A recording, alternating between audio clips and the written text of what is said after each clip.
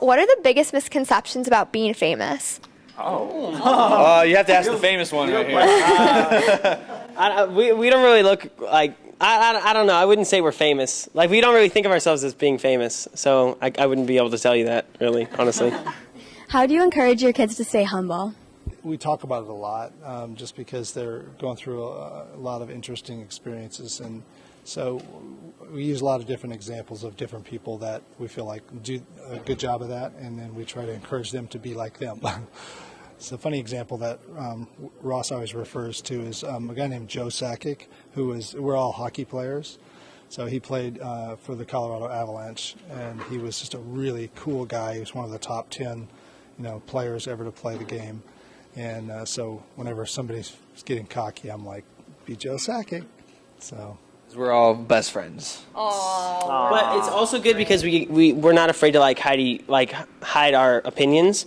So we'll just say whatever we think. Sometimes it isn't good. The majority of the time it's good because then we get there's no time wasted. You know what I'm saying? We can just say whatever we want and be like, no, that's stupid, and go on to the next thing. You know what I'm saying? I mean, hopefully we don't say that, but right. I mean, usually it's a pretty good idea, but if it's stupid, one of us will say it's stupid, and we'll move on.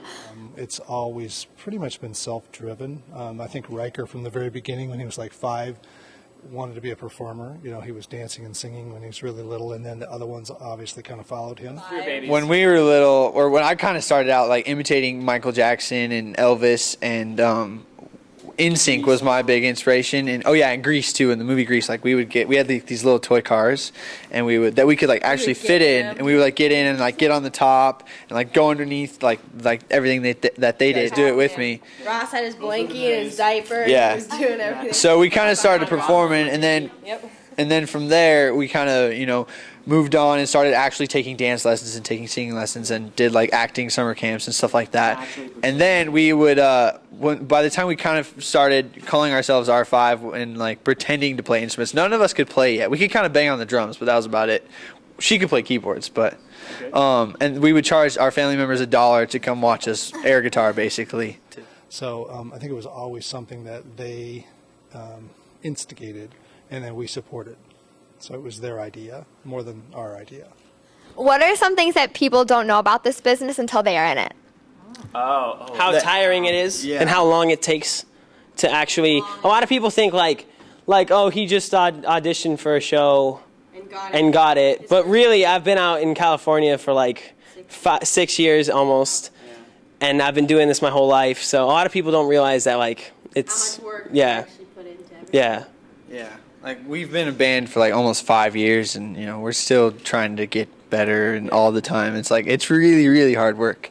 I've always tried to teach them to find what they love to do and do that as a living or as a career. Then you never have to work, supposedly.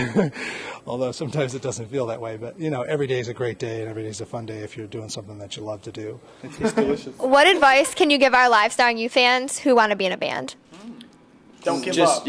Keep trying. It is really hard work. You have to put in 10,000 hours of your craft. We've definitely had 10,000 hours. Not yet. Almost. No. Okay. But once you reach the We're on our way 10,000 there. hours, Basically, be a band for 20 you're years, set. and then you will be good. Yeah. No, but it's really hard, and if you absolutely love it more than anything, go for it. It is so much fun, but it is really hard work. Yeah. And only listen to the positive things that people say about you. Yeah, don't listen to the negative. Yeah.